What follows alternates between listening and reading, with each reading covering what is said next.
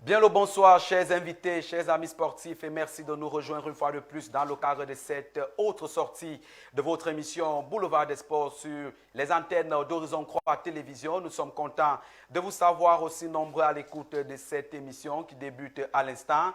Une émission 100% foot qui s'annonce puisqu'on reviendra sur l'actualité phare du jour, notamment l'actualité autour de la cérémonie de récompense du Ballon d'Or camerounais édition 2024 qui se peaufine à l'horizon. Une conférence de presse autour de cet événement vient d'ailleurs de s'achever du côté du siège de la Fédération camerounaise de football. Et de ce côté, il y a eu plusieurs innovations qui ont d'ailleurs été annoncées dans le cadre de cette cérémonie de récompense des footballeurs et des acteurs du football camerounais. On reviendra donc au cours de cette émission sur cette cérémonie et également sur les grandes annonces faites, notamment avec les innovations autour de cette cérémonie qui est annoncée le 25 février du côté du Palais des Congrès de Yaoundé. On parlera également du tournoi de l'UNIFAC dans cette émission. On reviendra sur l'entrée en matière exceptionnelle des pouliches du coach Seydou Alioum du côté de Douala, 9-0. C'est le score qui a d'ailleurs été infligé à la République centrafricaine en match inaugural de cette compétition zonale qui bat son plein du côté de Douala. On reviendra donc sur cette performance des Lionceaux du Cameroun avec tout ce qui tourne autour de la tanière des moins de 17 ans, notamment ce problème d'âge qui revient avec ces plaintes formulées par le staff technique de la République centrafricaine. C'est à retrouver en thématique centrale de cette émission, mesdames et messieurs. On parlera également de l'actualité autour du championnat professionnel MTN Elite One après la 12e journée, il faut le dire. La colombe sportive du Djei Lobo se rapproche de plus en plus du titre honorifique avant la fin de la phase allée de ce championnat, alors que Victoria United se rapproche également de la relégation de ce championnat, alors que Young Sport Academy, de son côté, reste coincé au bas du classement.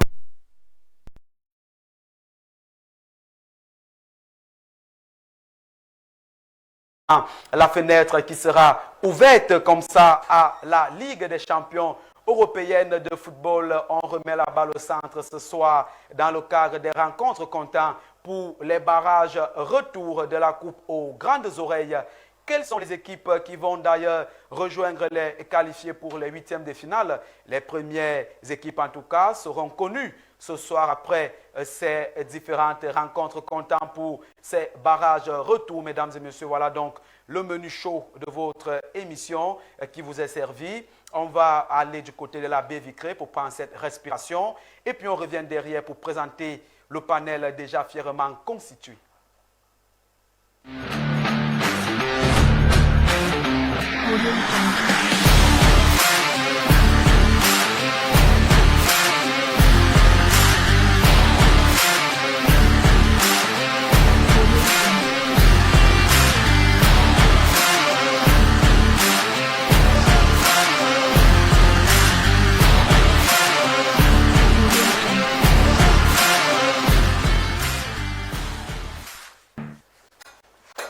Voilà, bon retour sur le plateau, chers téléspectateurs, amis sportifs. Merci de nous renouveler votre confiance dans le cadre de cette émission. Je vous le disais, le panel, il est déjà fièrement constitué et sans toutefois hésiter.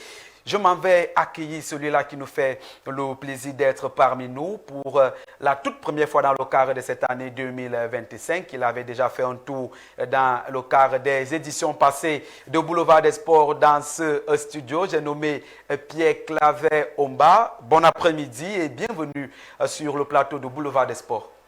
Bon après-midi Alex, bon après-midi à la technique, bon après-midi à tout le monde, bon après-midi à votre riche panel, bon après-midi au top management. C'est un plaisir énorme d'être parmi vous ce soir, car ça fait un bon bail que j'ai été un peu oublié dans les oubliettes, c'était mon expression de cette émission. Mais qu'à cela ne tienne, oui. L'essentiel est sauve, j'y suis cet après-midi, j'ose bien croire être à l'attente, à la hauteur autant pour moi, des attentes de vos nombreux téléspectateurs.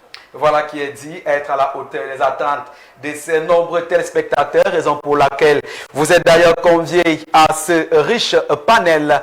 Et juste en face de vous, il est fièrement installé, il est également parmi nous dans le cadre de cette émission. Lui également qui est souvent récurrent sur ces plateaux, est-elle Richard Soum. Bon après-midi et bienvenue sur le plateau de Boulevard des Sports. Bon après-midi Alex, bon après-midi au panel, à tous les téléspectateurs qui nous suivent et au top management bien évidemment de Horizon 3. Et c'est un plaisir renouvelé d'être convié pour les débats de ce jour. Un débat assez oula en tout cas, un débat assez intéressant, un débat 100% football qui est donc annoncé dans le cadre de cette émission. Et vous n'êtes pas seul sur ce plateau, on va continuer à dévoiler le plateau, le panel j'allais dire.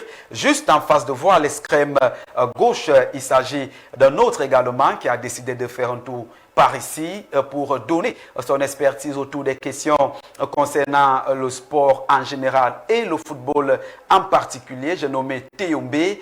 Soyez les bienvenus parmi nous dans le cadre de ce plateau de Boulevard des Sports. Merci Roger, merci de nous avoir conviés à l'émission de ce jour. Bon après-midi à tous les téléspectateurs qui nous regardent. Bon après-midi au top management d'Horizon Télévision et Radio. Et bon après-midi à mes co-panélistes, on espère passer un agréable moment en votre compagnie. Surtout, on espère donner du plaisir à ceux-là qui nous regardent depuis leur petit écran. Et voilà donc qui est dit, du plaisir qui sera distillé à tous ceux qui nous suivent dans le cadre de cette émission. Et le dernier panéliste qui est avec nous dans le cadre de ce débat 100% foot, il s'agit de Roland Roger Mani, qui est également un habitué de ce panel. Il est avec nous, Roger Roland. Bon après-midi et bienvenue sur le panel. Bon après-midi, Rougrig. Bon après-midi aux autres membres du panel. Je profite de l'occasion pour saluer le top management qui rend possible cette émission et également l'équipe technique qui est à la régie parce que c'est grâce à elle que nous pouvons avoir cette belle émission qui donne l'actu du football au Cameroun en temps réel. C'est un immense plaisir pour moi d'être là sur ce plateau avec des éminents connaisseurs de football pour essayer de discuter de la question footballistique au Cameroun. Donc, Rougrig, merci pour cette invitation. Et voilà qui est dit, chers téléspectateurs, amis sportifs. Le panel étant donc déjà présenté, on va sans transition aller du côté de la régie pour prendre cette première actualité brûlante. Je vous le disais, mesdames et messieurs, dès l'entame de cette émission, qu'on reviendra sur cette cérémonie des Ballons d'Or camerounais, édition 2024. Et une conférence de presse a donc eu lieu ce jour du côté du siège de la FECAFOOT au quartier Tinga, ici même à Yaoundé. Une occasion qui n'est pas passée inaperçue pour l'équipe de production de Boulevard des Sports qui était de ce côté pour capter les réactions. Et concernant donc ces réactions, on va prendre cette première réaction du directeur de communication à la Fédération camerounaise de football, Jean-Marie Koussa, qui est revenu sur les innovations de cette cérémonie des Ballons d'Or édition 2024. Nous l'écoutons. Eh bien, c'est l'intensification de la campagne digitale. Notre Ballon d'Or veut aller chercher le public qui est nombreux sur les réseaux sociaux et ce n'est pas un fait de hasard. Les lauréats, ou si vous voulez les nominer, sont des personnes qui sont comprises dans la tranche d'âge qui affectionnent l'utilisation des réseaux sociaux. Les catégories de cette année, on en vient. Vous avez donc les prix principaux que sont le Ballon d'Or masculin et le Ballon d'Or féminin. Ensuite, la révélation de l'année qui est un prix qui sera décerné chez les garçons et chez les filles. Le meilleur entraîneur de l'année également chez les garçons et chez les filles.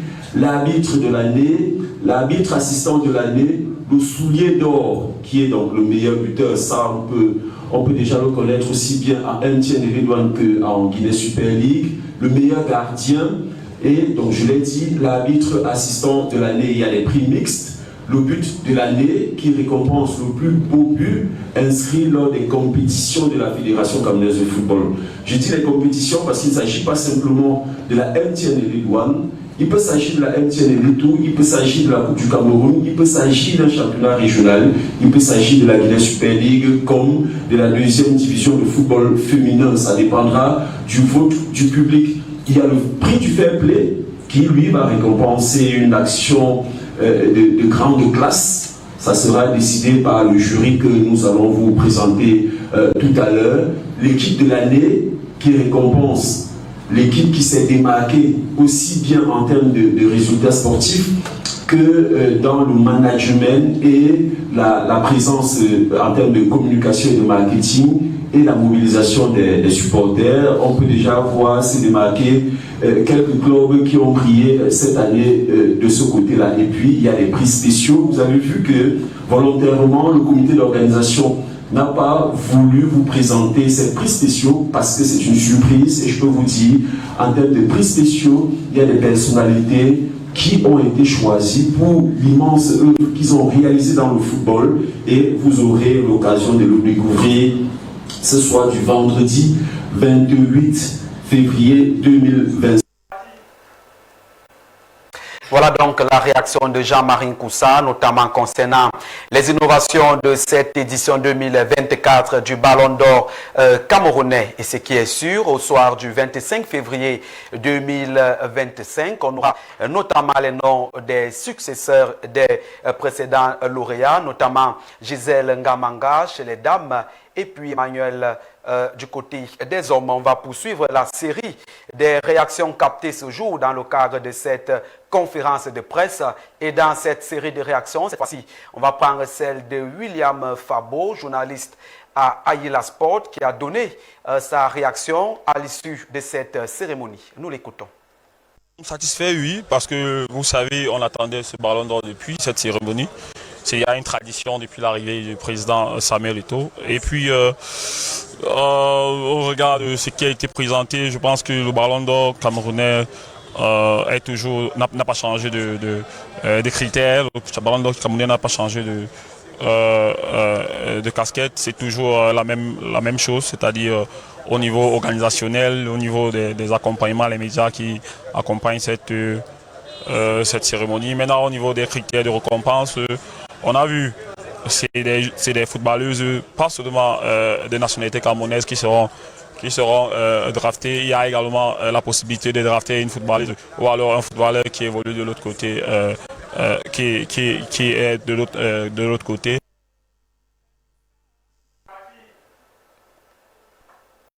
Des réactions de satisfaction en tout cas à l'issue de cette conférence de presse, mais à côté du satisfait qui a été exprimé, il faut le dire également que au niveau des critères de sélection de désignation de ce Ballon d'Or 2024, il y a eu également des points qui n'ont pas fait l'unanimité, notamment avec le cas de Junior Basile Noah qui revient sur ces critères qui pour lui ne sont pas tout à fait objectifs, j'allais dire, voilà, en termes de désignation des lauréats déjà sur le plan du football féminin. Écoutons. Grosse ambiguïté. C'est justement pourquoi nous avons posé la question en conférence. Parce que si on dit meilleure joueuse de la Guinée Super League, c'est ce qui donné comme information lors de cette conférence de presse et qu'on tienne compte des compétitions internationales, ça vient un peu mettre en péril celles-là qui ont brillé durant toute la saison, à l'instar de Flora Kameni qui aura porté son équipe durant toute la saison 2024, 24 buts quand même, c'est une grosse dinguerie, c'est nouveau, c'est le record de buts enregistrés sur une saison. Elle a terminé championne sans perdre un match et là elle serait malheureusement handicapée par les compétitions internationales et les autres compétitions organisées par la Fédération camerounaise de football, à l'instar de la Coupe du Cameroun et de la Super Coupe qu'ils ont appelé le Trophée des Champions. C'est un peu le petit souci, mais bon, comment on va dire ça, cette petite précision vient encore donner un peu plus de valeur à cette récompense, parce que là, on n'a pas dit Guinée Super League Award, on a dit Ballon d'Or camerounais. Et qui dit Ballon d'Or camerounais, on devait prendre en compte toutes les compétitions organisées par cette entité. Donc, quelque part, au niveau des explications, il y a problème, mais quand on essaye de voir la dénomination de la récompense, ça va tout simplement bien. Et quand on regarde les performances des joueurs comme Naomi Eto'o, suivez mon regard. Tout de suite, elle est en pole position. Vous regardez les performances des joueurs comme Fresh Tiwaliz Melon, qui ne s'est pas seulement contenté de la Guinée Super League. Il y a eu le trophée des champions où elle était double buteuse, la seule buteuse d'ailleurs. Elle a été buteuse à la Coupe du Cameroun. Elle est partie en Champions League. Elle a été buteuse et passeuse avec cette équipe. Vous constatez que le fait qu'on ait ajouté les compétitions internationales vient un peu changer les données dans le football féminin. Des réactions captées donc à chaud à l'issue de cette conférence de presse qui annonçait déjà les couleurs de cette cérémonie grandiose dans le cadre de cette cérémonie du Ballon d'Or édition 2024. Alors, messieurs sur le plateau, chers invités, on va peut-être coller un mot avant de passer à la page actu qui reviendra sur le décryptage ou encore sur les rencontres des barrages aller, des barrages retour, j'y arrive, de la Ligue des champions européennes de football. On va peut-être commencer par vous, Ethel Richard Soum. On parle de cette cérémonie des Ballons d'Or 2024. Il faut déjà peut-être rappeler qu'au niveau du calendrier même de cette cérémonie, pour le cadre de l'année 2023, c'était au mois de décembre. Et pour le cadre de l'édition 2024, on se retrouve au mois pratiquement de février. On fait une course contre la montre. On peut se dire qu'à ce niveau, la Fédé a bien achalandé son calendrier ou alors il y a eu un petit problème. Pourquoi ne pas revenir avec depuis le mois de décembre 2024? C'est la planification qui fait toujours problème. Sûrement, ils n'ont pas planifié cela bien avant parce que tout se planifie bien avant. Comme on a un coup de saison 2024-2025, il faut déjà qu'on planifie en fin de saison comment organiser la cérémonie de Ballon d'Or camerounais, édition 2024-2025, et pour préparer la saison future 2025-2026. Tout doit être planifié bien avant. Ce n'est pas au cours de l'année qu'on doit penser que l'année passée, on n'a pas récompensé certaines personnes et c'est là où on vient essayer de combler un tout petit peu ce manque-là. C'est parce que peut-être beaucoup de personnes ont décrié le fait qu'on a organisé des awards de la saison dernière. C'était fabuleux à voir pour certains. Oui. Pour d'autres, il y avait des améliorations à noter. Et c'est peut-être ce qui a poussé, on va dire, la Fédération camerounaise de football et ses partenaires à réorganiser justement cette cérémonie-là. Parce que tout le monde attend de savoir qui est, selon les juges, le meilleur joueur, par exemple, du championnat national Elite One, la meilleure joueuse du championnat national ou bien la meilleure footballeuse camerounaise, que ce soit à l'international ou même ici au Cameroun. Donc, c'est peut-être un bémol, on va le dire ainsi, d'avoir fait cela à mi-chemin du championnat national, parce que là, on est en cours de saison, on n'est même pas encore à mi-saison. À la fin de la phase aller, qu'on va organiser une cérémonie et peut-être le week-end qui suit, on va déjà penser à faire un match de le match de championnat. Donc vous voyez que le mental peut-être des joueurs et des joueuses ne sera pas au niveau de se réjouir par exemple d'avoir gagné le trophée de meilleur joueur, de meilleure joueuse. Oui. Mais ils seront dans l'optique que non, je ne vais pas fêter cette cérémonie-là, cette récompense comme il le faut, je dois rester aux aguets parce que le week-end qui suit, j'ai une journée de championnat à venir. Donc, il faudrait qu'on pense à organiser ce genre de cérémonie dès la fin, pendant les vacances. Comme ça laisse le temps aux lauréats, à ceux qui sont récompensés, de pouvoir célébrer, fêter en famille, comme il se doit, fêter en club. Et pendant peut-être 1-2 mois avant de se plonger pleinement sur la saison à venir. Donc, c'est un peu le bémol qu'on peut révéler à ce niveau. À côté de ces bémols, il faut le dire qu'un comité des membres du jury a d'ailleurs été mis sur pied ou alors a été dévoilé lors de cette conférence de presse.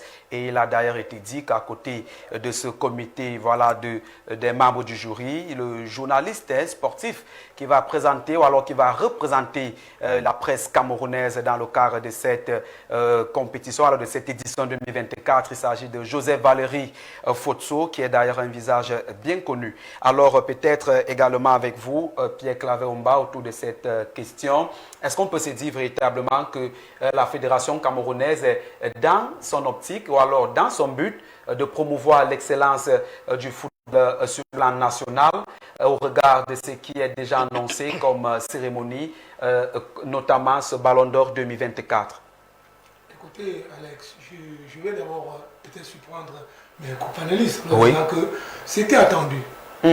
C'est vrai, il y a un problème de timing. Oui. Comme le dit Étienne tout à l'heure, il y a un problème de timing. Mais sauf que comparaison, c'est vrai également, comparaison de par exemple. La Champions League, c'est en plein championnat. Ça se donne. Bien évidemment.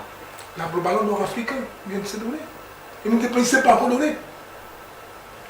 Non, mais là, il y a un programme. Comparaison Il y a n'est pas raison, je l'ai dit. Je dis justement, parce que là, il y a un programme, il y a une date. Oui, mais On sait comment qui vous dit qu'il n'avait, c'était pas déjà programmé? Non. Vous n'êtes pas dans le mélange. Permettez. Oui, allez-y. Vous n'êtes pas dans le mélange de la fédération. Dans la cuisine interne. Interne de la fédération. Je parle pas de la cuisine interne. Mais c'est elle qui. C'est la Qu'est-ce cuisine qu'on dit? interne.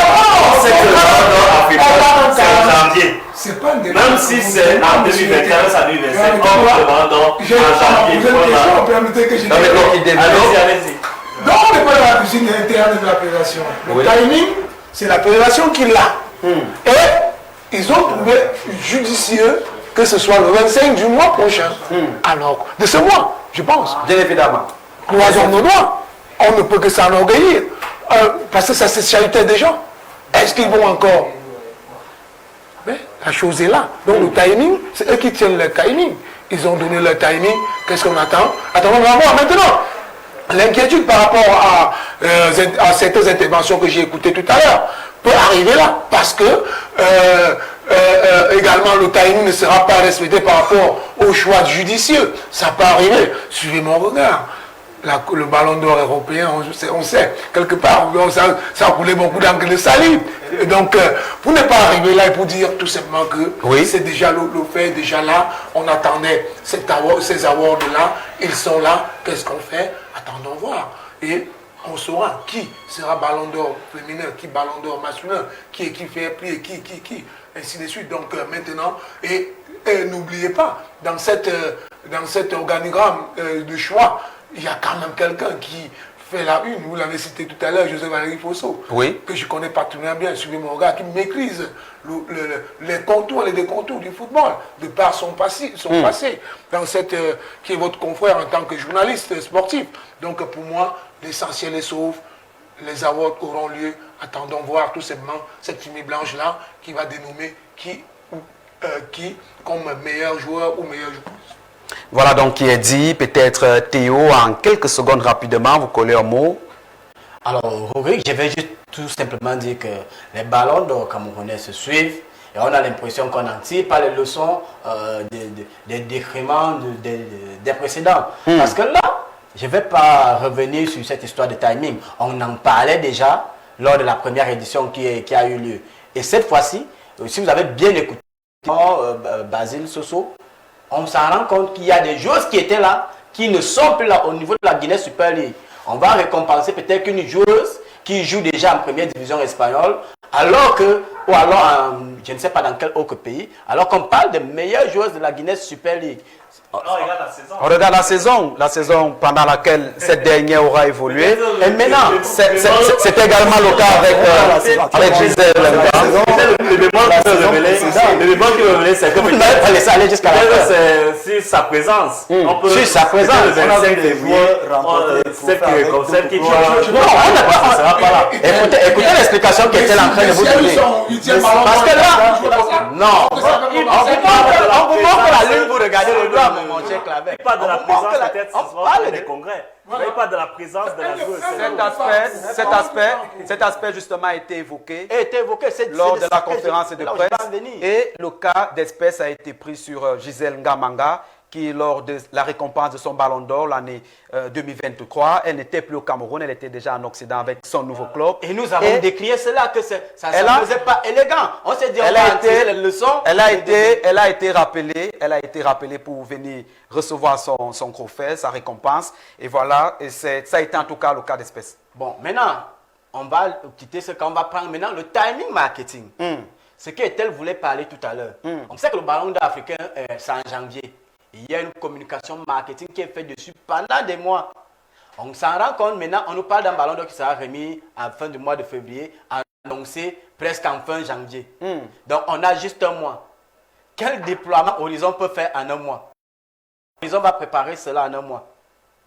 Vous voyez qu'on commence, il y a beaucoup de timings qui ne sont pas respectés. Et maintenant, il y a d'autres critères.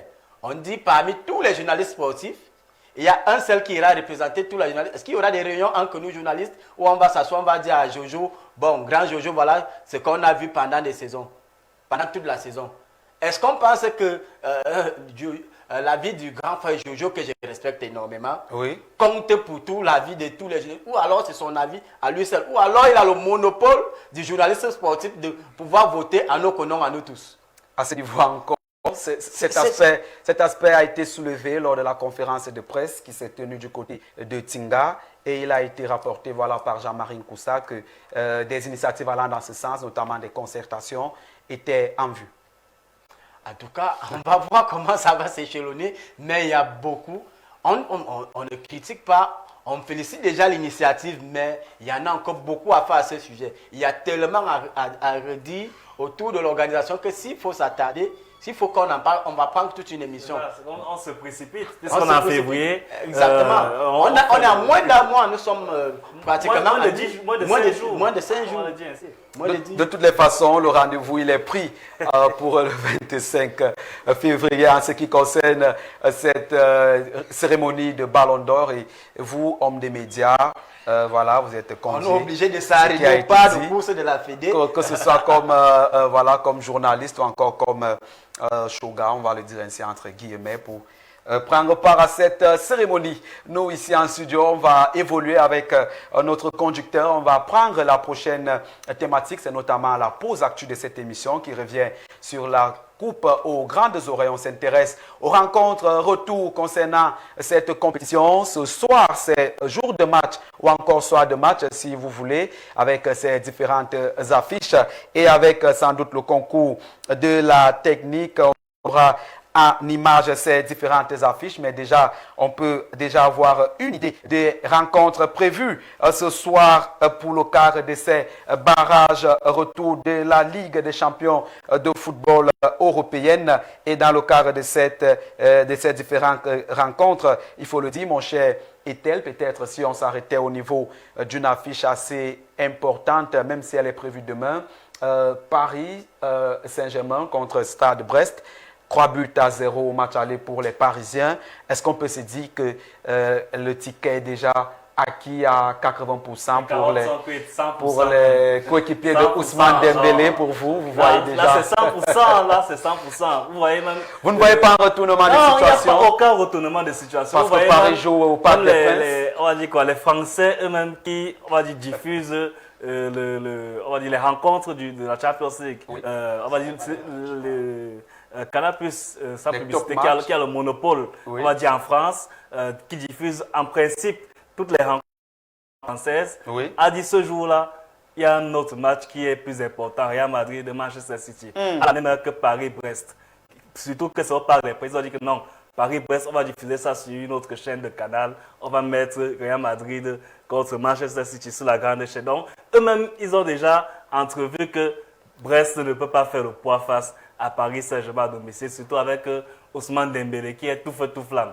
Donc, c'est on va dire quoi, c'est un pari anodin là-bas. Donc, Paris Saint-Germain va écraser Brest, va se qualifier pour les huitièmes de finale. On a les autres affiches qui voilà, peuvent encore, pourquoi pas, être intéressantes. Comme le Milan, justement, la première affiche qu'on voit sur le tableau, le Milan, qui a été battu du côté de Feyenoord et qui doit à tout prix revenir. 2 buts d'écart, c'est bon. 1 but d'écart, c'est les prolongations à la phase des tirs au but. Oui. Donc Milan doit à tout prix marquer pour essayer d'abord d'égaliser sur les 2 rencontres et marquer à 2 reprises, pourquoi pas, pour passer ce cap. Mais ce sera très difficile face à une équipe de Feyenoord qui les a martyrisés. N'eût été Maignan, le gardien de cette formation milanaise, qui a fait beaucoup d'arrêts, Oui. malgré son but encaissé, on va dire, anodinement, puisque c'est un rebond qui l'a trompé et il a encaissé ce but dès les premières minutes du match. Donc là, il devrait être plus vigilant. Et les attaquants comme Leao, comme Pulisic et autres devront être efficaces pour notamment faire déjouer cette équipe de Feyenoord. Et voilà qui est dit, peut-être une autre affiche assez intéressante. Dans le cadre des rencontres prévues ce soir, peut-être Roland également qui pourra coller un mot sur l'affiche Bayern Munich contre Celtic Glasgow. Il faut le dire, dès le match aller, le Bayern l'avait emporté sur la pelouse du Celtic Glasgow sur un score de 2-1. Mais au match retour à l'Allianz Arena ce soir, il faut le dire également que les Bavarois auront en face une équipe du Celtic qui peut déjouer les pronostics. C'est difficile de se prononcer et de dire que ce match, le Celtic va le remporter. Parce que, premièrement... Vous pensez que Bayern a déjà remporté ça, ça marche oui. Parce que, premièrement, le Celtic viendra jouer hors de son stade. Oui. Le Bayern va évoluer dans son stade avec ses supporters. Et vous-même, vous connaissez un peu la fureur des supporters allemands. Et vous connaissez aussi le niveau du Bayern à l'heure actuelle. Et quand vous voyez, ce sont des matchs où ces grandes équipes-là jouent carrément leur saison. Oui. Pour ne pas prendre le cas de City et du Real, qui, sur ces matchs, font carrément jouer leur saison. Parce que c'est à partir de ces matchs qu'on va véritablement déterminer en fait leur saison. Dire que le Celtic aura quelque chose à faire, moi, je pense pas, je ne suis pas vraiment de cet avis.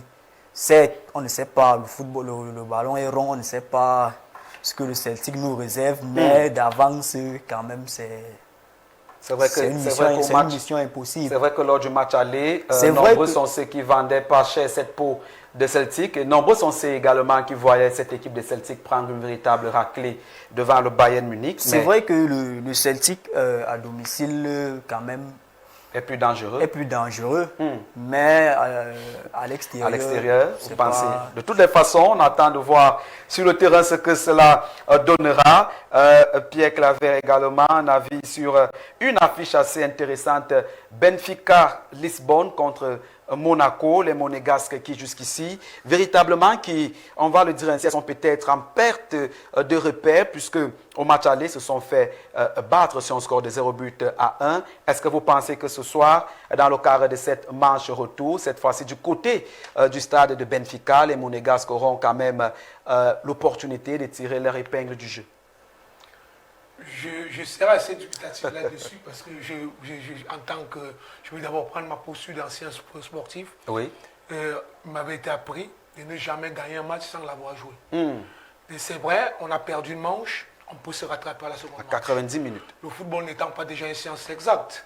Donc je crois que c'est pourquoi je suis dubitatif là-dessus. Mais sauf que quand je regarde les deux forces en présence, connaissant le passé de Benfica et celui des Monégasques, Benfica va légèrement favori.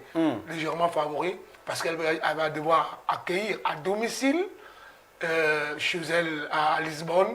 Par contre, Monaco a perdu à domicile à la maison. Oui. Maintenant, le football n'étant pas un sport, une science exacte, ça peut basculer. Je vous entends partout, remontada. C'est possible. C'est possible en sport. Et j'ai coutume à le dire, qui va aller loin mener sa monture. Et alors, il ne faudrait pas prendre un match avec beaucoup de légèreté. Si Benfica veut garder son statut de favori, ils doivent aller chercher ça dans leur mental, dans leur trip. Parce que Monaco ne vient pas en enfant de cœur ou en victime résignée. Ils viennent également pour... Je pense plutôt que c'est le contraire. Où c'est là, ce n'est pas Benfica qui a besoin le football aujourd'hui, c'est plutôt l'histoire de roi de domicile de non, je pense que le Monaco, ça n'a plus sa place dans le football moderne. Une équipe qui a été battue à domicile. C'est pas au Cameroun, c'est ailleurs. Laissez un temps soit pour cette histoire de je joue à domicile là. Oui.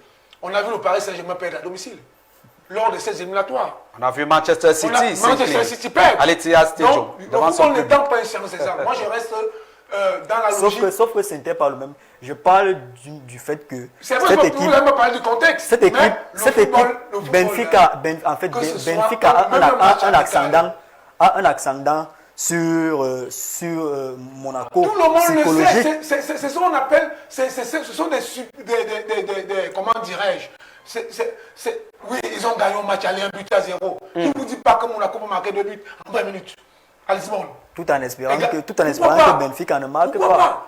C'est pourquoi je dis seulement, je reste dans ma peau de sportif. Je vous en prie.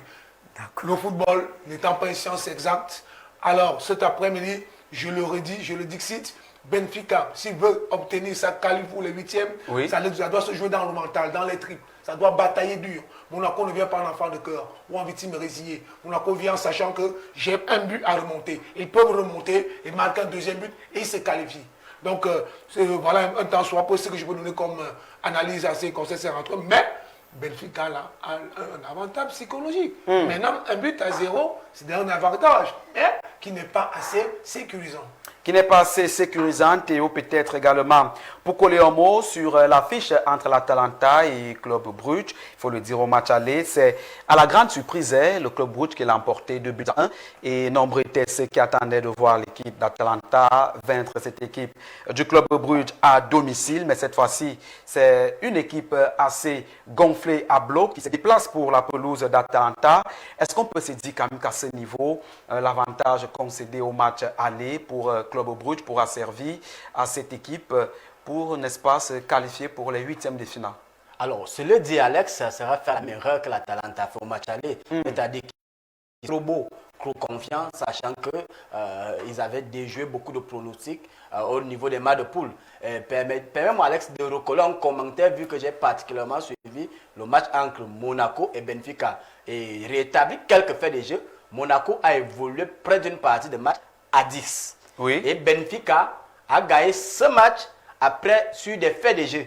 C'est-à-dire Monaco, moi j'ai regardé du match du début jusqu'à la fin, Monaco a tellement eu d'action que certains ont considéré cela comme un braquage de la part de Benfica de venir s'imposer chez les Monégasques. Il y a eu tellement de faits de jeu. Donc, c'est pour vous dire que Monaco a cette revanche-là. Et moi, je dirais vous pouvez avoir beaucoup d'occasions, mais si vous n'êtes pas réaliste, vous ne concrétisez pas ça. Au stade c'est le plus réaliste qui gagne. Il faut qu'on... Certes, Monaco a eu des occasions, mais Benfica a été plus réaliste que Monaco. C'est simple.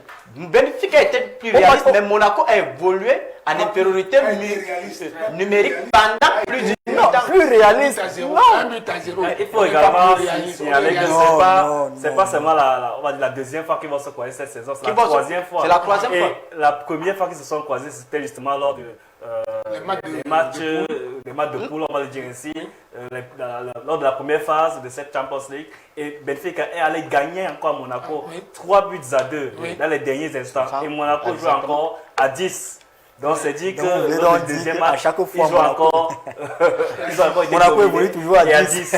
Donc peut-être du côté de Benfica cette fois-ci. Et si on compte, et maintenant pour revenir à l'affiche Atalanta Club Brugge, on va te dire que l'Atalanta aura à cœur de jouer le meilleur football aujourd'hui face à une équipe de Club Brugge qui elle-même on dirait qu'elle était surprise de sa victoire à domicile face à l'Atalanta. Parce que oui, ces gars jouaient comme les colchoneros jouent souvent, les joueurs de l'Atlético. C'est-à-dire qu'ils avaient positionné un bus et procédaient en contre-attaque. Ce qui a permis de gagner cette équipe de l'Atalanta qui, disons, elle est très généreuse. Elle joue au football. Elle joue au football là qu'on des attaques sans économiser d'énergie. Et comme on le dit toujours, comme les colchoneros de Diego Simeone ont l'habitude de faire, braquage au temps additionnel, 2 buts à 1.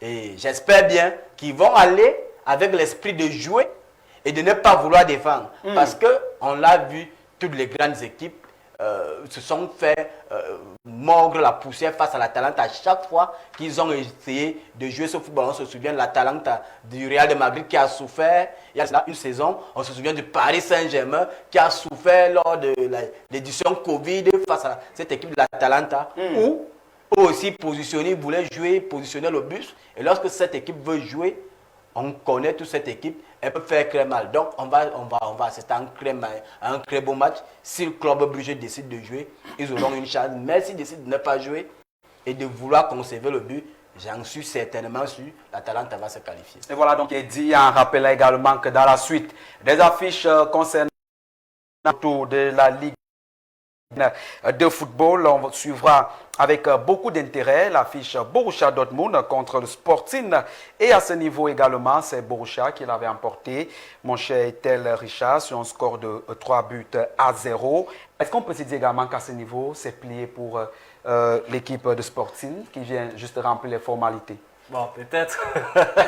Ou alors, de Pierre Claver. Ou peut-être on peut s'attendre à une surprise. Non, bon, moi je ne vais pas dire surprise en quelque sorte parce que, vous savez, c'est en début de saison que cette équipe de Sporting nous avait un peu surprise parce qu'elle avait un coach qui avait une philosophie de jeu, Ruben Amorim, qui est parti du côté de Manchester United. Et depuis qu'il est, qu'il est parti du côté de Manchester, à la fois son équipe est en train de dégringoler au classement au niveau du championnat et même au niveau de la Champions League parce qu'ils enchaînaient des victoires, des matchs nuls et après ils ont commencé à enchaîner des défaites. Et là encore, une lourde défaite à domicile, 3-0 et après pour essayer de remonter la pente du côté du Borussia, je ne pense pas que ce sera facile pour cette formation de Sporting. Marquer 3 buts, c'est vrai qu'en 90 minutes, c'est faisable, mais ne pas encaisser, ce sera très compliqué pour le Sporting. Voilà donc qui est dit. Et l'une des affiches, elle est plus attendue. Même si elle est prévue pour demain, on saurait passer à côté de cette affiche. C'est bien évidemment le Real de Madrid contre Manchester City. Au match aller, c'est Real qui avait réalisé une véritable remontada sur un score de 3-2. Et cette fois-ci, ce Real évolue à la maison au Santiago Bernabéu. Et en face, on aura une équipe de Manchester City qui a envoyé un signal fort ce week-end avec cette large victoire. Pierre Claver, on commence par vous. Est-ce qu'on peut se dire qu'un but d'écart, c'est déjà acquis pour le Real de Madrid qui va jouer devant le 12e joueur, notamment au Santiago Bernabéu, ou alors Manchester City, par le biais de ses nombreux joueurs, pourra faire la surprise, peut-être revenir à ces 1 but et pourquoi pas prendre le dessus sur la Maison Blanche, comme ils se font communément appeler? C'est vrai, Alex. Je vais encore peut-être vous surprendre parce que vous savez, c'est vrai, le Manchester City actuellement va très mal. Leurs résultats sont en dents de scie. Oui. Et cela montre que la maison citizenne, pour l'instant, ne va pas bien. Et d'aucuns posent même la question de savoir si l'ère de son entraîneur est arrivée à son terme. Pep Guardiola. Le Pep Guardiola est arrivé à son terme. J'ai dit non. C'est tout simplement ce qu'on appelle un passage à vide dans une compétition. Et je le dis, je reste toujours dans ma posture. N'en déplaise à quiconque ce soit. Real a gagné à Etihad. Voilà. Il va avec un avantage psychologique au score et mentalement. Connaissant également les forces et les faiblesses du Real, c'est un match qui reste encore jouable. Il est encore jouable pour les Citizens parce que quand je regarde les deux effectifs en face, c'est vrai, il y a une mauvaise passe qui se vit du côté des Citizens. Personne n'en ignore. Maintenant, les Madrilènes ne sont pas une foule de guerre en tant que telle. Parce que s'ils étaient une foule de guerre, ils ne seraient pas passés par les barrages. Ah oui, quand on est dominateur, on le fait comme a fait Liverpool et autres. Et le FC Barcelone. Le FC Barcelone passe directement. Ils sont passés par les barrages. Comme Lille, c'est une foule de guerre. Ça veut dire que ce n'est pas une foule de guerre. Ce n'est pas une foule de guerre. En respectant pour autant le statut du Real. Et en respectant également celui des Citizens, parce que c'est quand même le champion sortant. Oui. Voilà. Donc, je reste assez dubitatif également là-dessus et rester très sportif dans l'âme en disant tout simplement que ça va se jouer dans un détail. Cette rencontre-là, elle va se jouer dans un détail, c'est le mental. L'équipe sera mentalement forte, va l'emporter. Et voilà donc qui est dit, Roland, très rapidement, un commentaire sur cette affiche. Pour vous également, le Real à la maison. Bon, déjà, je voudrais dire que les deux équipes, en fait, sont presque dans le même contexte. On a un Real de Madrid qui est souffrant, qui n'a quasiment pas sa défense. Les titulaires ne sont pas là. On a un coach qui est obligé de faire quelques bricolages avec les joueurs qui sont là. Et du côté de Manchester City, j'ai comme l'impression que le fait d'avoir trop duré avec eux, en fait, en reproduisant presque les mêmes choses. Oui. et aussi le fait d'avoir perdu un joueur qui était essentiel dans son système, notamment Rogri, ça a un peu créé un déséquilibre. Du coup, les deux équipes, pour moi, sont un peu souffrantes. Mais maintenant, ce qui va faire la différence, c'est le réalisme qu'aura l'une des équipes et maintenant l'envie de gagner sans pour autant dire, même si le Real en fait va évoluer à domicile. Et on connaît tous l'historique du Santiago Bernabéu. On sait que c'est un endroit où c'est quasiment impossible de gagner le Real de Madrid, surtout encore en Champions League.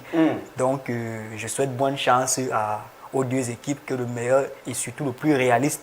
Parce qu'on a vu ce qui est arrivé à l'Etihad Stadium au match aller où City pensait avoir fait tout le boulot, mais sur quelques erreurs, ils ont perdu le match. J'espère que Guardiola a retenu la leçon du match aller et qu'à ce match retour, il pourra faire les réajustements, même s'il a perdu un joueur vraiment essentiel, Erling Haaland, parce qu'on l'a annoncé absent à cause d'une blessure dont j'espère qu'il a une bonne formule pour ce match retour. Pour sortir définitivement de cette actualité consacrée à la Ligue des Champions, Théombe également, peut-être pour coller un mot sur cette affiche. Real Manchester City pour vous, qui va favori? Alors, qui peut faire quoi? Objectivement, lorsqu'on sait le stade où va se jouer ce match au Santiago Bernabéu, Vous ne voyez pas subitement une surprise de ce côté pour vous? le fait de jouer Santiago Bernabéu. Un match où le Real a gagné un match aller en Ligue des Champions et s'est fait éliminer au Santiago Bernabéu au retour. C'est presque de l'impossible. Je pense que si on remonte même aux 10 dernières années, le Real s'est fait toujours éliminer derrière. À chaque fois que le Real s'est imposé chez vous, s'est fait éliminer au Santiago Bernabéu, le Paris Saint-Germain a essayé il y a cela quelques années, ils se sont fait mordre la poussière. Manchester City en question a essayé il y a de cela 2 ans, ils se sont fait casser les dents. C'est un cimetière des grandes équipes face au Real en Ligue des Champions. Alors, et lorsqu'on connaît aussi que City a eu, surtout pas City, il y avait parlé peut-être du coach Pep Guardiola, il s'est vu Crobo en ne pas renouvelant les effectifs très tôt en début de saison, c'est qu'il se retrouve face au mur à ce niveau de compétition où tous les cadres sont soit un peu crévieux et ils n'ont plus de course dans les jambes, ils sont soit blessés. On a un Kevin De Bruyne qui n'est plus à sa meilleure forme, un Rugby blessé, un Kai Walker qui est parti. Donc il manque beaucoup d'expérience dans cette équipe et il manque beaucoup d'énergie face à eux, des enfants qui veulent entrer dans l'histoire. Avec votre permission, quand vous parlez d'expérience, vous parlez de Devine qui manque d'expérience? Non, j'ai dit qu'il manque d'énergie. J'ai parlé d'expérience. Non, j'ai pas parlé d'expérience. J'ai parlé d'énergie. J'ai parlé de quand je parle d'expérience, je parle d'expérience. Comme le problème, on les compte au bout des doigts. mais sauf que ces jeunes joueurs expérimentés de Manchester City sont fatigués. Écoutez, Mais De Bruyne n'est plus un joueur. De Bruyne, c'est la comment classe. ça? De Bruyne n'est plus un joueur qui peut jouer 90 minutes. Comment ça? Comment ça? Mais c'est pas moi qui le dis, c'est Guardiola qui le dit. Après, c'est son avis. C'est pas moi qui le dis.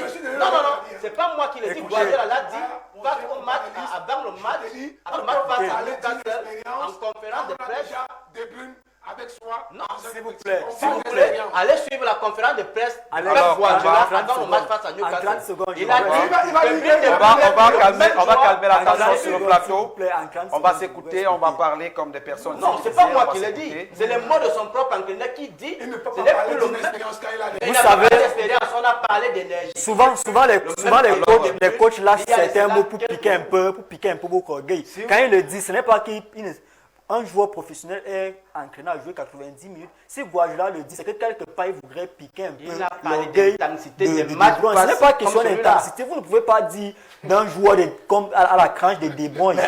Mais c'est pas aussi un Vraiment, le problème, Mourinho a que quand vous partez à la Eto'o. chasse, si vous n'avez pas, on va dire que c'était Samuel Eto'o, Mourinho a arrêté Samuel avec Eto'o, un le chiot, vieux, quelque chose Didier comme Drogba ça. des vieux. C'est pour piquer au C'est vif. pour piquer l'orgueil du joueur. Ça ne veut pas forcément dire que Concernant le problème de City, contraire. en 30 secondes s'il te plaît, concernant le problème de City, eh bien pour résumer un peu, je voudrais dire que c'est un problème à mon sens qui est un peu au niveau tactique. Parce que quand vous voyez un peu quand vous prenez un peu en fait le football que Guardiola pratique, le football avec lequel il est arrivé en 2017, vous allez vous rendre compte que c'est presque les mêmes choses qu'il refait, le même système de jeu, le même pressing et tout. Et la plupart, la nouvelle génération des coachs, en fait, s'est beaucoup plus inspirée du système de jeu de Guardiola. Et c'est maintenant un peu plus facile pour eux de pouvoir défendre face à une équipe de Guardiola. Et surtout qu'ils peinent à faire des changements dans son équipe. Parce que quand vous voyez les joueurs avec lesquels il évolue, c'est difficile de les remplacer. Et quand plus les coachs, passent le temps à vous étudier, plus ça devient facile pour eux de vous contrecarrer. Raison pour laquelle vous voyez les équipes aujourd'hui, ça vient un peu avant le match. C'est pour ça que j'ai pas Guardiola va faire. Guardiola reste fidèle à son système. Hein. Il reste, justement, c'est dans l'occasion. C'est dans l'occasion. Vous regardez son père, ils sont dans le même système. Je pensais que c'est à moi qui était posé la question. Il reste dans le même système que le système Guardiola. Dans un système, justement, c'est ce que je suis donc. C'est pourquoi je suis en train d'expliquer que si aujourd'hui le City a ces problèmes, c'est parce que la plupart de la nouvelle génération des coachs s'est beaucoup plus inspiré du football de City. Du coup, on connaît un peu ce qu'il va demander à ses joueurs. Et on connaît comment. Mais L'Oréal, lui, n'a pas attendu ça. L'Oréal fait City depuis des années. De toute façon, on aura sans doute une idée plus claire sur la question à l'issue des rencontres qui sont donc annoncées pour ces barrages. Voilà, retour de la Ligue des champions européennes de football, en rappelant qu'à l'issue de ces barrages retour, on aura une idée ou encore on sera fixé, j'allais dire, sur les 8 équipes qui vont rejoindre donc les autres clubs déjà qualifiés pour les 8e de finale de cette compétition. On va prendre une transition et on revient derrière pour parler du tournoi de l'UNIFAC avec la performance XXL des Lionceaux du Cameroun qui l'ont emporté sur un score sans appel de 9-0. C'était devant la République centrafricaine dans le cadre du match d'ouverture du tournoi zonal de l'UNIFAC qui se tient du côté de Douala.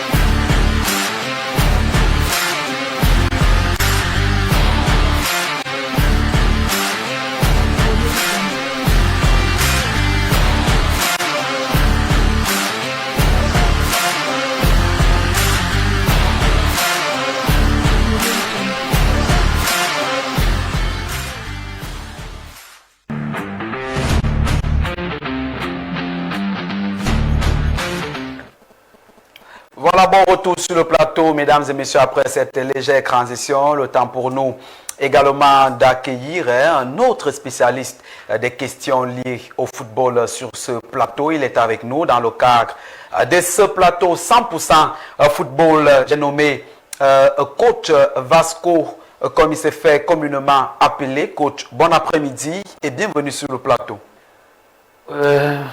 Merci. Bonsoir à tous ceux qui vont nous écouter tout à l'heure.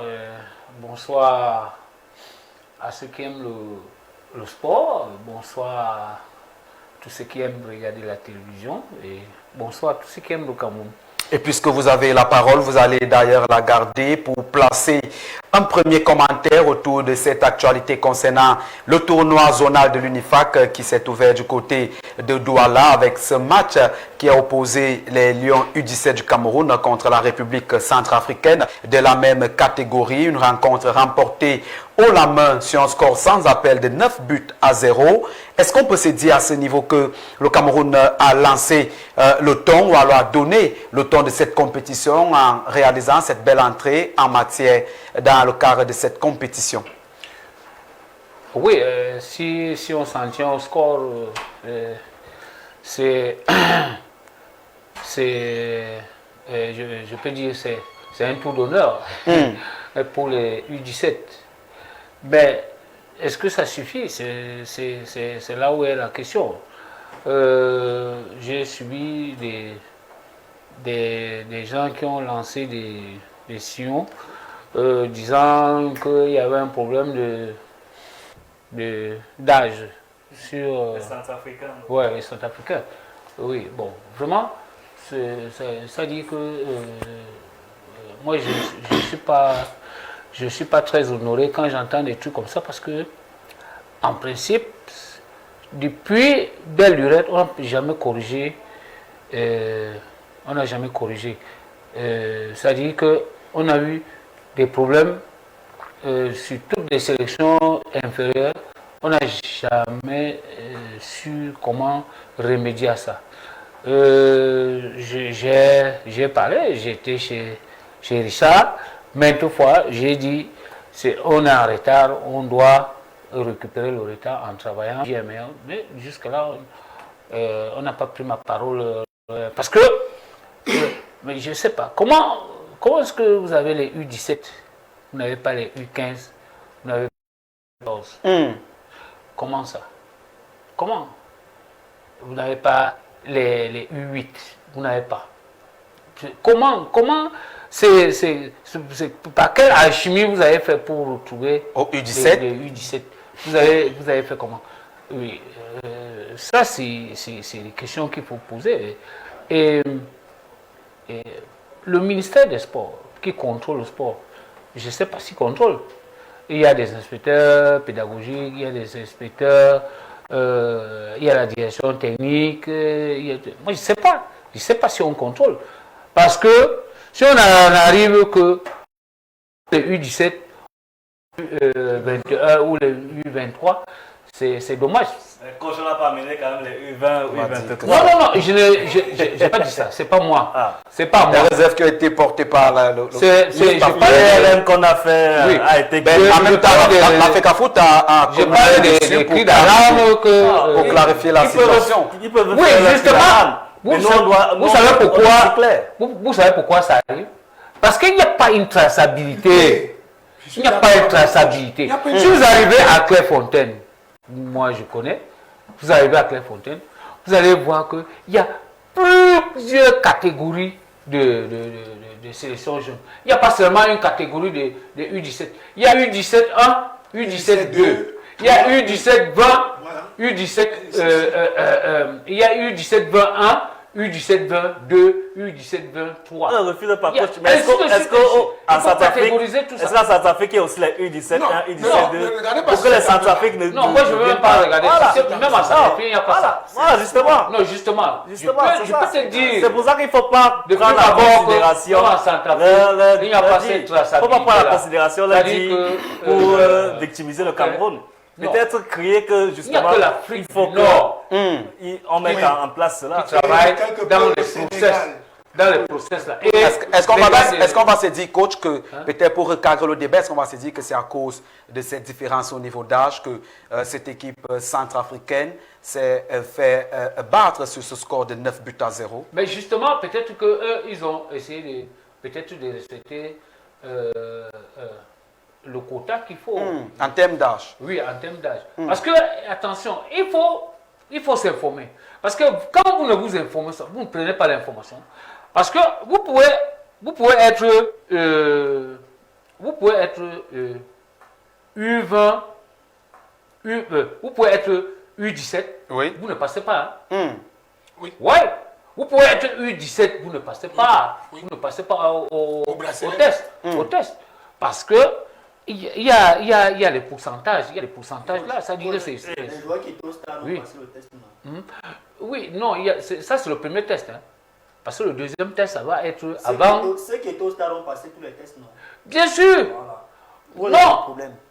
Vous savez, le problème dans cette histoire, en fait, c'est que les Centrafricains, pour dire vrai, ce sont des mauvais perdants. Parce que si le score avait été l'inverse, vous comprenez un peu, c'est qu'on ne devrait même pas être là en train de discuter sur cette affaire d'âge et tout ça. Non. Moi, je le dis, c'est ce non. qui est. ne nous occupons pas D'où des vient-il Centrafricains. On a une Avant compétition. avant le match, finir la compétition. avant le match, Il y a est-ce pas avant le de match, ça. est-ce qu'il y avait ces revendications? Je Non. pense que non. Ne nous occupons pas des Centrafricains. Ça veut dire Non, il y a eu que cette revendication, mon Attends. cher Roland, à la conférence d'avant-match. On avait Oui. déjà le coach les centrafricain joueurs, qui disait non, qu'il moi va je me, jouer base, avec je me base, contre des je me papas. base sur les faits. Il y a les tests, il y a tout, il y a tout.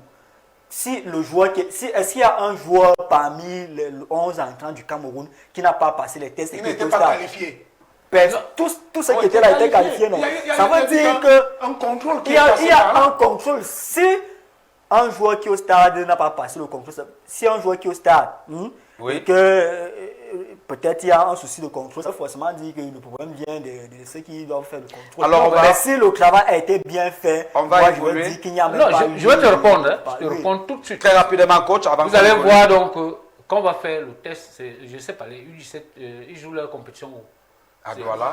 À Douala. Non, je dis Au Maroc, au Maroc. Au Maroc, au Maroc. Vous allez voir que arrivé au Maroc, il y a des joueurs. Si jamais on s'est qualifié. Oui, si on est qualifié, vous allez voir qu'il y a des joueurs là qu'on va encore enlever. Normalement. Pourtant, il y a eu. Et pourtant, il y a eu. Et là, en image, on a, le test. On enlève toujours les joueurs. Allez, je vais rejoindre le coach sur ce point-là. C'est vrai, le coach a donné le carnaval à suivre. Oui. Il n'y a pas de traçabilité. C'est Ça, ça. je comprends. Parce que C'est pour ça que c'est- les gens Non, émettent des Je doutes. connais à qui j'ai affaire. Non, on comprend. Oui. Non, On se comprend, c'est là. c'est tout à fait normal. Vous comprenez? Maintenant, pour que ces joueurs arrivent à pas compétir, il y a eu Tout un carnaval à suivre, ce qui a été suivi. justement. Ils sont là. C'est pourquoi je rejoins mon petit frère d'en face et lui dire tout simplement, je lui rejoins parce que le coach centrafricain joue les mauvais perdants. S'il avait même obtenu. Là, vous avez le cas. Même 2-0, un des 2-0 photos. ou un match nul, on n'en serait pas là. On n'en serait pas Maintenant, là. ce que le coach dit à sa sortie est vrai. On peut avoir 17 ans un jour. On ne passe pas. Oui. Là, on est supposé avoir tous ces joueurs qui ont moins de 17 ans. un jour, vous ne passez pas. Donc tous ces joueurs aussi doivent avoir 17 Mais il y a quand même aussi un bémol hein, quand vous regardez. Ces l'aspect- photos. Mais peut-être l'aspect, la morphologie physique de ces joueurs. Aussi l'aspect physique, vraiment. Non, mais coach, en même temps, peut-être, c'est pas parce qu'on va voir des joueurs.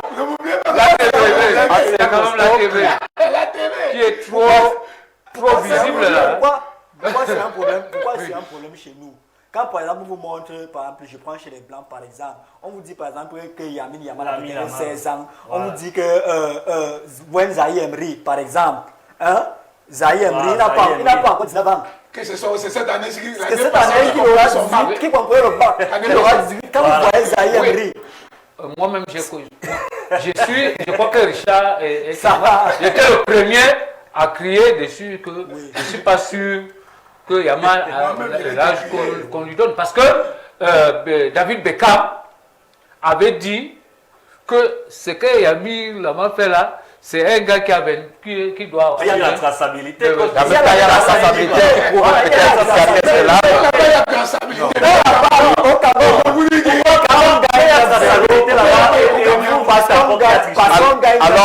Alors, on va recadrer les choses sur le plateau. Ce coach est en train de faire ce qu'on appelle le mauvais perdant. Alors, on va retracer les choses sur le plateau. Pierre Clavet, voilà. Il faut le dire, les Lions U17 vont renouer avec la compétition le 19 février prochain. Et peut-être avant d'arriver à ce niveau, on aura des équipes telles le Gabon également qui prend part à cette compétition et la République, je crois, démocratique du Congo. Voilà. Deux adversaires qui sont assez coriaces que le Cameroun devra affronter après cette large victoire 9-0. Est-ce qu'on peut se dire que cette positive attitude des pouliches du coach Seydou Alioum va se poursuivre ou alors va se rééditer dans le cadre de la prochaine rencontre prévue le 19 février prochain? Écoutez, Alex, avant de répondre à votre préoccupation, vous savez, j'ai quand même aimé un de mes encadreurs dans le Mongo Foot. Parce qu'on appelait ça Mongo Foot. Parce que qui est là à mes côtés, je saurais passer, ça serait passer une appel, saurait être ingrat. Du dit bonsoir déjà, coach. C'est un plaisir. Aujourd'hui, j'entraîne la cinquantaine révolue. Je suis passé dans son moule. Dans son moule, je suis des joueurs de son moule. Dans le Mango Foot, c'est un vieux de la vieille du football camerounais. C'est des gens même qui devaient être dans la direction technique nationale du Cameroun. Pourquoi pas dans le football jeune qu'on nous fait qu'on croit aujourd'hui? Je le dis sans me tromper, hein, sans embâche. C'est un monsieur qui méritait une place à la Fédération camerounaise de football pour la détection des jeunes footballeurs futuristes du Cameroun. Hélas, les choses fonctionnent telles qu'elles sont. On va faire avec. Déjà beaucoup. Merci coach d'être parmi nous. Maintenant, pour revenir à votre préoccupation, je vais dire ceci.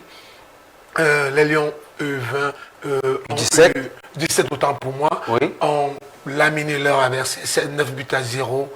Peut-être c'est un déclic. Croisons tout simplement les doigts et qu'on attend de voir le futur. C'est vrai, ce n'est qu'un tournoi Unifac et n'oublions pas que c'est le même tournoi Unifac qui nous a mis out lors de la précédente compétition.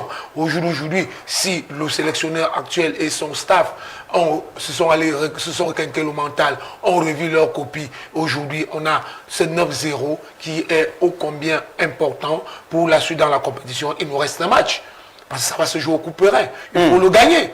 Si vous ne le gagnez pas, ça commence à se compliquer. Mais il faut le gagner pour sortir la tête haute de cette compétition et avoir cette place en finale parce que c'est les deux finalistes qui vont... Bien évidemment, qui vont représenter le continent. La sous-région, autant pour moi, à la prochaine CAN. À cette compétition au Maroc. Donc bravo déjà à nos U17 qui ont tenu la trajet haute. Bravo également à Seydou qui, ma foi, je crois que là, a revu sa copie. Parce que la première fois, il est passé carrément à côté de la plaque.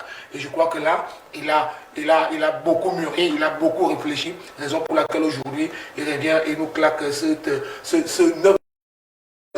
Mais c'est aussi vrai que l'adversaire n'était pas aussi celui-là qu'on attendait. Suivez mon regard, ce n'est que la Centrafrique.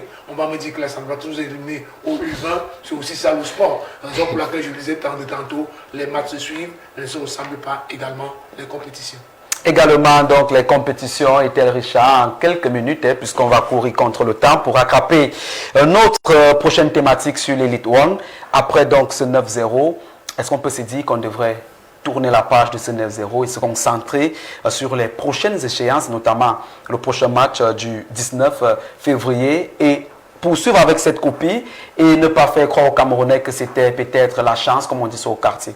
Oui, bien évidemment, la page aime déjà tourner puisque quand je parcourais un peu les réseaux sociaux, j'ai vu en conférence de presse d'avant-match le coach justement Alioum Saïdo qui critiquait, on va dire, les Camerounais même, qui ne défendaient pas leurs propres compatriotes face à cet amalgame que les Centrafricains déversaient un tout petit peu. Et il a rassuré qu'eux, ils sont dans leur bulle et ils pensent véritablement à la victoire qui doit être donnée face au Gabon. Le Gabon qui, je rappelle, a perdu son premier match face à la République démocratique du Congo, 3 buts à 1. Bien évidemment. Donc, en cas de victoire du Cameroun face au Gabon, c'est déjà une qualification assurée. Donc, ils sont focus sur cette qualification-là et je pense qu'avec tous les éléments qui sont de ce côté, du côté de Douala, ils ont toutes les cartes à main pour enregistrer une nouvelle victoire et je pense que ce sera bénéfique pour le Cameroun pour mieux aborder peut-être le dernier match, la finale qui va les opposer face au Congo,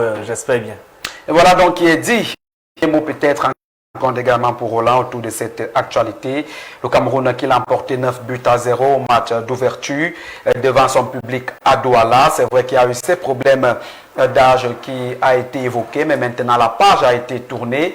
Est-ce qu'on peut se dire aujourd'hui que le Cameroun est sur une bonne lancée pour le reste de la compétition? Sans doute, le Cameroun est sur une bonne lancée vu qu'on a parfaitement vu que le coach a déjà son équipe.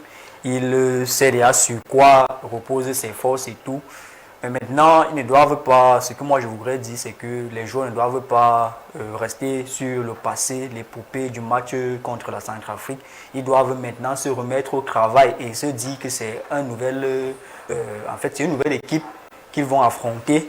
Et forcément, c'est encore un autre défi, un nouveau cap qu'ils devront passer. Et pour passer un nouveau cap, il faut travailler davantage. Donc c'est sur cet aspect-là que moi je voudrais en fait appeler le coach et ses joueurs qu'il mobilise son équipe comme il sait si bien le faire pour que le prochain match, tous les Camerounais soient fiers de lui.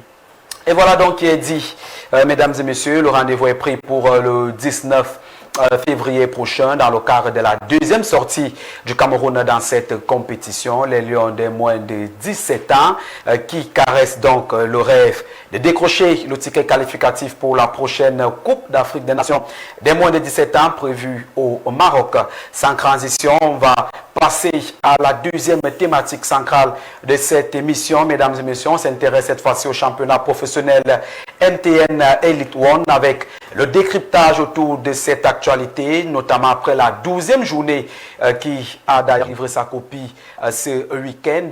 Et à l'issue donc de cette 12e journée, il faut le dire, la colombe sportive du Djaï Lobo conserve son fauteuil, j'allais dire, de leader au classement et se rapproche bien évidemment du titre honorifique de champion après la phase aller qui est également annoncée pour dans quelques jours seulement, pendant que Victoria United de son côté bat de l'aile, il faut le dire, le club de Limbé se rapproche de plus en plus de la relégation. Que se passe-t-il véritablement de ce côté? C'est des questions qu'on se pose cet après-midi autour de cette thématique, peut-être avec vous.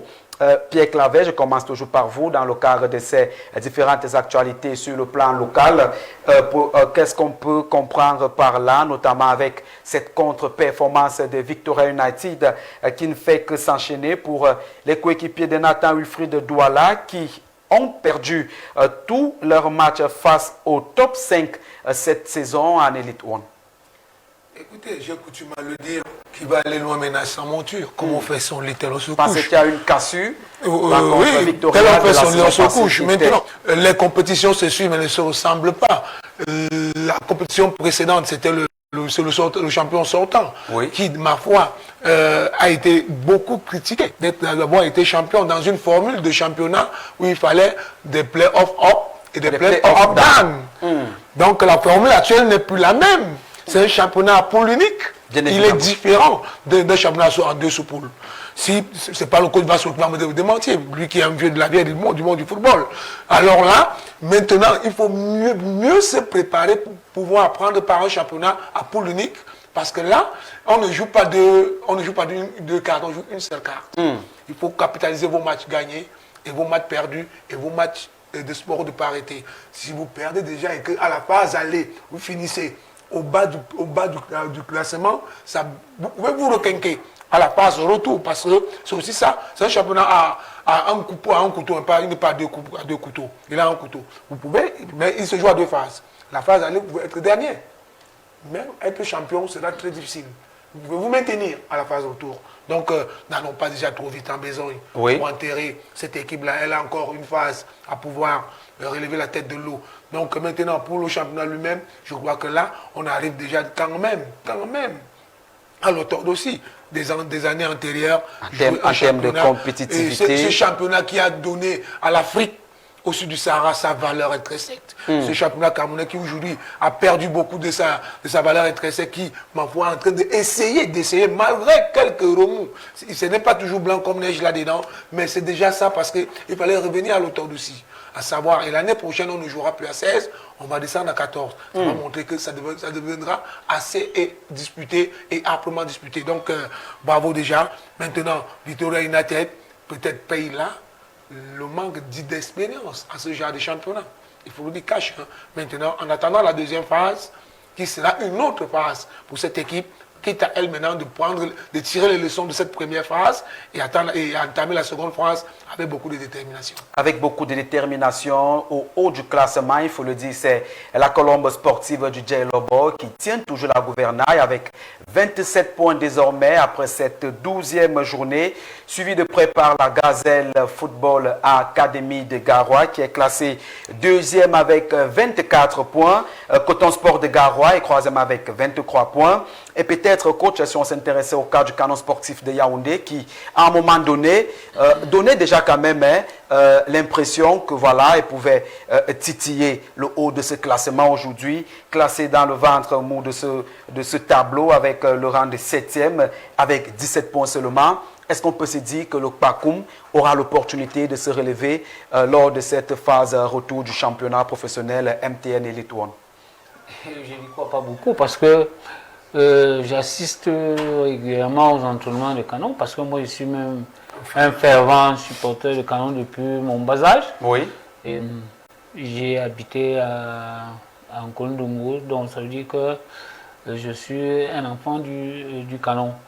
Bien même comme je viens du sud du Cameroun, vous avez parlé de La Colombe. la Vous avez référé sportif. il faut dire Colombe du Sud, il ne faut pas dire Colombe des armes humaines. Il faut dire Colombe du Sud.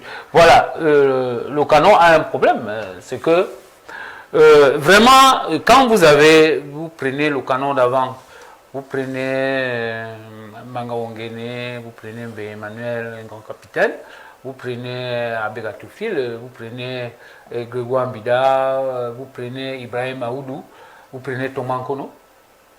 Mais si vous êtes coach du Canon, vous devez d'abord dire que est-ce que je peux faire du Canon ce qu'ils étaient au rang d'Edouard Laurent et tout ça. C'est ça, quand tu viens prendre le Canon, il ne faut pas prendre le Canon comme tu peux prendre le Faubourg de Baham ou bien l'équipe de Monatélé ou bien Tarzan d'Obala. Non, non, non, non. Non, quand tu viens là-bas, il faut avoir l'esprit d'Edouard Laurent qui a entraîné ce Canon pendant les Coupes d'Afrique ou bien de Eyoum. Oscar, qui a mené Canon dans les grandes compétitions. Est-ce qu'on peut dire aujourd'hui, coach, que c'est un problème de coaching Non, c'est un problème d'esprit et d'environnement. Parce que si tu viens... Est-ce que quelqu'un part dans un club pour perdre? Tu viens... Parce que quand tu pars dans Manchester United, oui. On t'amène d'abord dans le siège, tu visites le siège, tu vois à quoi ressemble là où tu viens prendre. Que tu dois prendre cet esprit-là et mettre sur toi, tu dois adopter cet esprit-là que ici c'est l'esprit des gagnants. C'est pas ici on ne perd pas, ici. Après, on te fait voir les supporters, toi-même tu sens que vraiment ça bouillonne. Donc tu dois te mettre dans cet environnement-là pour commencer. Bon alors si tu viens dans Canon, comme si tu viens dans APGS de Fou, ou bien dans... Tu as Est-ce qu'il y a alors l'environnement là du côté du Canon? Tu as raté. Coach, oui. Permettez-moi, Alex, tu as raté. Je peux être d'accord avec le coach Vasco sur un point, mais sur un point, je ne peux pas. Je veux lui poser la question de savoir, est-ce que les dirigeants actuels du top management du Canon actuellement le fait comme l'ancien top management? J'en viens. Les époques se suivent. Mais elles se ressemblent. Justement, j'en viens. Ils ont en même temps. Justement, j'en viens au niveau des dirigeants. Oui. Au niveau des dirigeants. Mais quand pour dire que le Canon est devenu comme le Canon d'antan, vous partez prendre un siège où il y a 2 studios. Vous dites que c'est le siège de Canon et que vous allez en Angola, vous voyez le siège de Petro Luanda. Petro de Luanda, c'est comme l'immeuble de la CNPS. Et que quand vous rentrez là-bas, dans comment on appelle le musée. Le musée, oui. Mais vous voyez une panoplie de trophées et tout. Et vous voyez les portraits des joueurs qui ont joué. Oui, la balle. Mais mon ami, vous pouvez fuir. C'est-à-dire, vous pouvez me dire que non, je suis incapable d'entraîner cette équipe. Parce que quand on vous amène seulement dans cet environnement, où est cet environnement pour le Canon? Le Canon s'entraîne dans un parc à bœufs. Pour quel club même? Parce que quand vous parlez, vous faites le Canon s'entraîne dans un parc à bœufs. On a des clubs, le Tonnerre. Quand le Canon s'entraîne, les enfants rentrent de l'école, ils rentrent dans le stade au même moment que les gens s'entraînent. Les gens, il y a tellement de bruit, des motos qui passent, c'est-à-dire que les gens ne sont même pas concentrés. Comment vous pensez que dans un environnement comme ça, produire de bons résultats? Vous allez jouer contre Espérance de Tunis. Vous allez jouer contre Alali du Caire. Vous allez jouer Orlando Pirates. non, du Sud. on va vous dire de jouer contre le Paris Saint-Germain, vous allez fuir. Alors, coach, peut-être avant de revenir à vous, Etel, autour de cette actualité, Colombe qui est pourtant qui est bien lancé dans ce championnat jusqu'ici, premier pratiquement avant la fin de cette phase aller. Est-ce qu'on peut se dire que la machine a déjà pris, la mayonnaise a déjà pris du côté de l'Oiseau du Sud? Ça a pris, puisque on va dire que les bons résultats s'enchaînent du côté de la Colombe. Donc les objectifs sont très clairs. Après la victoire en Coupe du Cameroun, c'est le trophée national qui est convoité du championnat. Et il faut se dire que chaque club camerounais doit avoir certaines ambitions. Mais il y a également des limites à voir. Parce que quand vous êtes un club du Cameroun, quand vous montez peut-être en élite, il y a toujours ce problème où j'ai toujours cette difficulté à comprendre pourquoi les présidents de club ou les coachs ou les joueurs ont toujours tendance à dire on part pour le titre. Non, il y a le maintien, il y a le maintien qui se joue également. Parce que c'est pas toutes les équipes. le gros cœur qui est... Pas question de gros cœur. C'est bien beau de Non, mais quand on lance, c'est bien beau d'avoir le championnat, toutes les équipes qui sont là doivent avoir pour objectif de gagner. Chaque équipe, ça. Mais en même temps, on n'allait pas gagner facilement devant le Coton Sport de Garoua. C'est la difficulté qu'on a. Quand on lance un championnat et que vous êtes dedans, votre objectif c'est de gagner d'abord le championnat. Devant des mastodontes, justement, devant les certaines équipes que vous pouvez en place. Quand on suit les championnats, on suit les championnats également étrangers. Quand on suit les championnats étrangers, je vais prendre peut-être le cas de Leicester City. Non, c'est pas pour venir gagner. Non, c'est pas. D'abord, je vais gagner. Bon, je vais vous prendre le cas de Nottingham Forest, qui en début de saison, au vu de la saison, de l'histoire de Nottingham Forest, qui pouvait imaginer que Nottingham Forest pouvait occuper la place. Justement, c'est là où je vais en venir. En même temps, le championnat n'est pas fini pour dire que Nottingham a fait. On connaît ce championnat. C'est que Nottingham Forest. Roland ne veut pas me laisser de Allez-y, quand vous venez avec une ambition de dire à vos joueurs que là où on est là, on a perdu ce match, mais le prochain match, on a gagné parce que on a en tête de gagner le championnat. Mais vous mettez une pression énorme à vos joueurs parce que quand ils se rendent, ils disent que mince, on doit gagner le championnat. Mais quand on voit le milieu de terrain, ça ne donne pas. Quand on voit la défense, ça ne donne pas. Quand on voit l'attaque, ça ne donne pas. Mais quand on sait qu'on joue le maintien, ici là, vous savez qu'on joue peut-être face à une équipe de la Colombe du Sud qui est vainqueur de la Coupe du Cameroun. Nous, on est peut-être la 14e place, on est à la 10e place, même si on a déjà joué 4 journées. On ne vient pas on va dire quoi, même si on ne va pas venir victime résignée, on va dire qu'on a quand même un cadeau en face de nous et on doit tenir le coup. Et en tenant le coup, on peut prendre le dessus. C'est pas pour dire qu'on vient... Voilà, il y a un électrochoc qui peut survenir. Donc, c'est avec cette ambition-là, le petit pousset, qu'on peut devenir grand pousset. Nottingham Forest, la saison dernière, ils étaient en bas de classement. Ils luttaient pour justement être en première ligue. Et cette année-ci, ils ont recruté cette. Et ils se sont dit en début d'année que nous, on vient encore pour maintenir ce rythme. Et en maintenant ce rythme, ils voient que on gagne des équipes. On gagne des équipes comme Liverpool.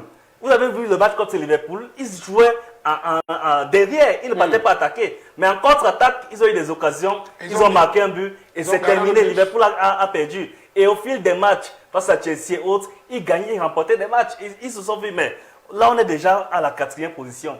On va essayer de maintenir ce rythme-là. Ce n'est pas pour dire qu'on part pour gagner le titre. Non, on maintient ce rythme. Pour être bien classé. Voilà, pour être bien classé. Et à l'issue de à 5 journées de la France, on se rend compte que on peut jouer le titre. Là, on va Pourquoi tu viens déjà avec tes plans, comme on dit souvent, tu viens déjà en dévoilant tes plans. On va savoir que on devrait le contrecarrer. Si on va le contrecarrer, on va au moins se mettre 4-0 pour lui. Et ça va puisqu'on sera bientôt rendu au thème de l'émission, on va peut-être revenir avec Pierre Claver sur cette fois-ci la lanterne rouge à l'issue, ou encore les lanternes rouges à l'issue de cette 12e journée. Et à ce niveau, on retrouve des clubs tels Union de Douala qui est classé 13e avec 11 points, Aigle du Mungo 10 points, AS Fortuna de Mfou Fou, 10 points. Et puis Yon Sport Academy, 6 points seulement après 12 journées. Est-ce qu'il y a encore possibilité pour ces différentes équipes d'espérer remonter à la vie, si on peut le dire ainsi? Pourquoi pas? À Cavaillard, rien d'impossible, Alex, il faut le dire. Je l'ai dit de tantôt. Vous savez, c'est un championnat de phase. Oui. Si on finit avec 15 points à la phase aller, même si on est dernier, on peut retrouver une place. On a une équipe de Yon Sport qui totalise seulement 6 6 points en 12 là, matchs. ça devient très compliqué pour Yon Sport. Ça a 10 points de la phase de... Maintenant, si on va aller dans le prorata, Non, pour au décompte final, Oui. et maintenant, ils doivent se multiplier x 4 à la phase retour. Faire un multiclonage. Oui. x 4, c'est-à-dire qu'ils doivent gagner consécutivement au bas mot 10 matchs pour se relancer et dire, ok, on a sorti la tête de essayer de sortir la tête de l'eau. Parce que pendant que vous perdez des matchs, il y a des messieurs qui gagnent des matchs et ils creusent l'écart. Et cet écart-là, pour la phase retour, vous allez aller chercher ça dans vos tripes et dans le mental. Et maintenant, les moyens doivent également suivre. Si un ventre affamé n'a point Bien d'oreille, évidemment, si quelqu'un est les moyens qui sont mis en jeu pour Colombe sportive ne sont pas les mêmes peut-être pour exactement. Sport Je le dis toujours, qui va aller loin maintenant sa monture. Alors, quand on vient dans un championnat, on doit avoir une cagnotte conséquente.